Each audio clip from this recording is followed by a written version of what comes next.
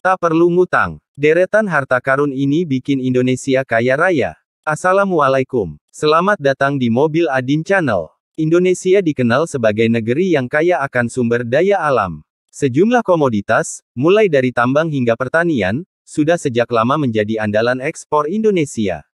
Tidak hanya batu bara, nikel, ataupun sawit yang biasa didengar, Indonesia juga masih memiliki deretan komoditas andalan lainnya. Bahkan, Ibu Pertiwi mengandung harta karun terpendam super langka yang belum digarap sama sekali. Apa saja harta karun yang bikin Indonesia kaya raya? Sebelumnya jangan lupa like, subscribe, dan aktifkan lonceng notifikasinya ya. Berikut ini daftar harta karun potensial yang bisa membuat kaya raya. 1. Batu bara. Berdasarkan data BP Statistical Review 2021, Indonesia merupakan pemilik cadangan batu bara terbesar ke-7 di dunia yakni mencapai 34,87 miliar ton, status hingga akhir 2020. Berdasarkan data Badan Geologi Kementerian Energi dan Sumber Daya Mineral (ESDM), status per Juli tahun 2020, jumlah sumber daya batu bara mencapai 148,7 miliar ton dan cadangan 39,56 miliar ton. Tahun ini produksi batu bara Indonesia ditargetkan mencapai 625 juta ton, namun sekitar seperempatnya digunakan di dalam negeri, mayoritas untuk pembangkit listrik tenaga uap, dan selebihnya diekspor.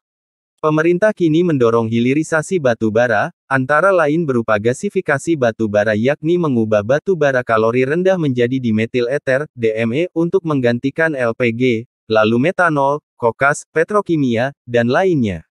2. Nikel. Indonesia merupakan pemilik cadangan nikel terbesar di dunia. Berdasarkan data Kementerian Energi dan Sumber Daya Mineral 2020 dalam buklet bertajuk Peluang Investasi Nikel Indonesia, Indonesia disebut memiliki cadangan logam nikel sebesar 72 juta ton nikel.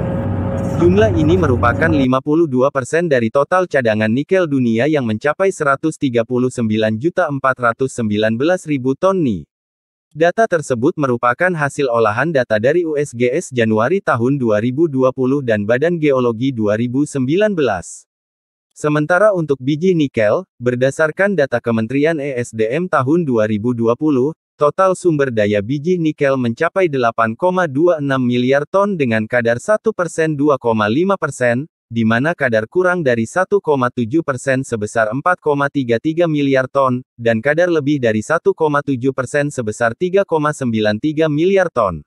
Adapun cadangan biji nikel mencapai 3,65 miliar ton untuk kadar 1% 2,5%, di mana cadangan biji nikel dengan kadar kurang dari 1,7% sebanyak 1,89 miliar ton dan biji nikel dengan kadar di atas 1,7% sebesar 1,76 miliar ton.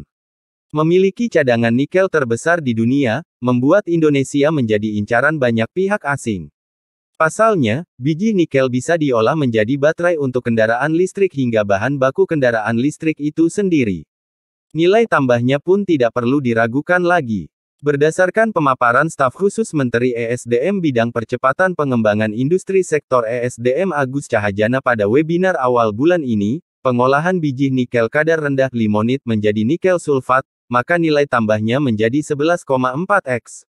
Kemudian, bila diproses lebih lanjut ke precursor, maka nilai tambahnya menjadi 19,4x. Kemudian jika diproses lagi menjadi katoda, maka nilai tambahnya menjadi 37,5x dan saat diproses menjadi produk yang paling hilir berupa sel baterai, maka nilai tambahnya menjadi 67,7x. Sementara biji nikel kadar tinggi, saprolit, setelah diproses menjadi ferronikel, maka nilai tambahnya menjadi 4,1x. Lalu jika diproses lagi menjadi nikel sulfat, maka nilai tambahnya menjadi 5,7x. Selanjutnya, jika diproses menjadi precursor, maka nilai tambahnya menjadi 9,6x, diproses lebih hilir lagi menjadi katoda nilai tambahnya menjadi 18,6x, dan terakhir saat menjadi produk sel baterai, maka nilai tambahnya menjadi 33,6x. 3. Tembaga. Indonesia merupakan pemilik harta karun, tembaga yang melimpah, bahkan menduduki peringkat ke-7 terbesar di dunia. Berdasarkan data Kementerian Energi dan Sumber Daya Mineral, mengolah data USGS 2020, Indonesia memiliki cadangan logam tembaga cu sebesar 28 juta ton atau menguasai 3% dari total cadangan dunia yang mencapai 871 juta ton cu.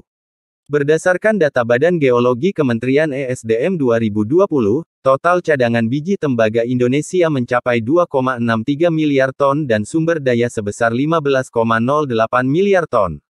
Adapun produksi biji tembaga sebesar 100 juta ton per tahun. Dengan asumsi produksi sebesar 100 juta ton per tahun, cadangan biji tembaga RI bisa mencapai 25 tahun atau hingga 2045.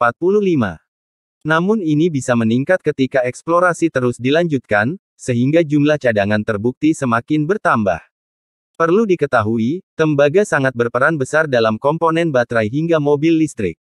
Berdasarkan data Asosiasi Tembaga Dunia atau International Copper Association, kebutuhan tembaga dunia untuk kendaraan listrik diperkirakan akan melonjak hingga 1,74 juta ton pada 2027 dari 185.000 ton pada 2017.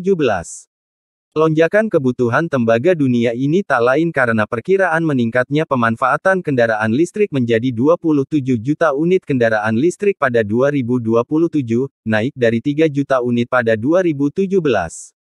Selain itu, setiap unit peralatan pengisi daya charger kendaraan listrik ini juga akan meningkatkan kebutuhan tembaga sekitar 0,7 kg atau 8 kg untuk fast chargers. 4. Timah. Berdasarkan data peluang investasi timah Indonesia 2020, cadangan timah Indonesia merupakan terbesar kedua di dunia, yakni 17% dari total cadangan timah dunia, setelah China yang menguasai 23% cadangan timah dunia. Setelah Indonesia, ada Brazil yang menguasai 15% cadangan timah dunia, lalu Australia 9%, dan Bolivia 8% dari cadangan timah dunia. Total cadangan timah dunia pada awal 2020 tercatat sebesar 4,74 juta ton logam timah, di mana Indonesia tercatat sebesar 800.000 ton logam. Sementara dari sisi sumber daya timah RI tercatat mencapai sekitar 2,88 juta ton logam dan 10,78 miliar ton biji timah. Tak hanya menguasai cadangan terbesar kedua di dunia, Indonesia juga merupakan produsen timah terbesar kedua yakni 22%, setelah China yang mencapai 47% dari produksi dunia.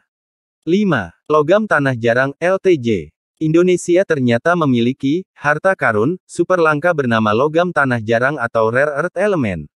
Komoditas ini dinamai logam tanah jarang karena didasarkan pada asumsi yang menyatakan bahwa keberadaan logam tanah jarang ini tidak banyak dijumpai.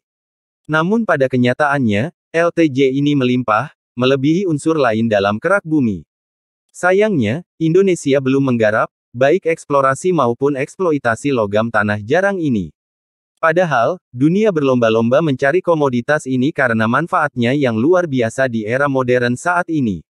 Logam tanah jarang merupakan bahan baku peralatan berteknologi canggih, mulai dari baterai, telepon seluler, komputer, industri elektronika hingga pembangkit listrik berbasis energi baru terbarukan seperti pembangkit listrik tenaga surya, pembangkit listrik tenaga bayu angin. Selain itu, bisa juga untuk bahan baku kendaraan listrik hingga industri pertahanan atau peralatan militer. Adapun negara pemilik cadangan terbesar logam tanah jarang di dunia yaitu China. Tak hanya itu, China bahkan produsen logam tanah jarang terbesar di dunia. Namun selain China, ada beberapa negara lainnya yang juga memiliki cadangan besar logam tanah jarang ini, antara lain Amerika Serikat, Rusia, Asia Selatan, Afrika bagian selatan, dan Amerika Latin. 6. Bauksit. Indonesia memiliki sumber harta karun bauksit yang cukup besar, bahkan cukup besar untuk masuk ke dalam peringkat ke-6 terbesar dunia untuk pemilik cadangan bauksit. Berdasarkan data buklet Bauksit 2020 Kementerian Energi dan Sumber Daya Mineral, mengolah data USGS Januari tahun 2020, jumlah cadangan bauksit Indonesia mencapai 1,2 miliar ton atau 4% dari cadangan biji bauksit dunia yang sebesar 30,39 miliar ton. Adapun pemilik cadangan biji bauksit terbesar di dunia yaitu Guinea mencapai 24%, lalu Australia menguasai 20%, Vietnam 12%, Brazil 9%, dan kemudian di peringkat kelima ada Jamaika 7%. Berdasarkan data Kementerian ESDM ini, jumlah sumber daya biji terukur bauksit Indonesia mencapai 1,7 miliar ton dan logam bauksit 640 juta ton, sementara cadangan terbukti untuk biji bauksit 821 juta ton dan logam bauksit 299 juta ton. Indonesia memiliki cadangan bauksit nomor 6 terbesar di dunia, artinya Indonesia berperan penting dalam penyediaan bahan baku bauksit dunia, tulis buklet bauksit 2020 tersebut. Namun demikian, besarnya harta karun bauksit itu belum dimanfaatkan dengan optimal. Bahkan, RI masih mengimpor logam aluminium sebanyak 748.000 ton setiap tahunnya. Padahal, negeri ini tidak perlu mengimpor aluminium bila dibangun industri pengolahan smelter bauksit menjadi alumina hingga aluminium. 7. Sawit dan komoditas pertanian lainnya. Ekspor sawit merupakan hasil kebun dengan nilai ekspor terbesar untuk komoditas non-migas. Pada Juli tahun 2021, ekspor sawit sebesar 2,8 miliar dolar. Selain sawit ada karet, kopi, teh, tebu, tembakau, dan kakao yang jadi andalan ekspor Indonesia. Saat ini, sawit jadi komoditas yang diperkirakan memiliki produksi terbesar dengan 49 juta ton pada tahun 2021. Sawit ditanam di area seluas 15 juta ha dengan produktivitas 3,9 ribu kek ha. Selain sawit, di urutan kedua, ada karet dengan perkiraan produksi tahun 2021 sebesar 3 juta ton dan ditanam di lahan yang diperkirakan seluas 3,7 juta ha. Peluang karet menjanjikan karena bahan baku karet sintetis semakin terbatas, sehingga kebutuhan karet alam semakin meningkat. Karet alam Indonesia memiliki spesifikasi teknis yang dibutuhkan oleh industri ban dan berbagai jenis industri berasal karet lainnya. Lebih lanjut, tebu sebagai bahan baku pembuatan gula diperkirakan memiliki produksi terbesar ketiga pada tahun 2021 dengan total produksi 2,4 juta ton. Luas lahan tanam tebu sebesar 443 hektar. Kopi jadi komoditas yang memiliki lahan tanam terbesar ketiga dengan luas lahan pada tahun 2021 diperkirakan mencapai 1,3 juta ha. Produksi kopi pada tahun 2021 diperkirakan akan mencapai 765.000 ton pada tahun 2021. Indonesia merupakan negara penghasil biji kopi terbesar keempat di dunia setelah Brasil, Vietnam, dan Kolombia. Kopi memiliki potensi yang baik dari dalam negeri maupun ekspor karena penikmat kopi pun terus bertumbuh dan industri coffee shop juga mampu bertahan. Demikian deretan harta karun Indonesia, jangan lupa like, subscribe dan aktifkan lonceng notifikasinya ya. Wassalamualaikum.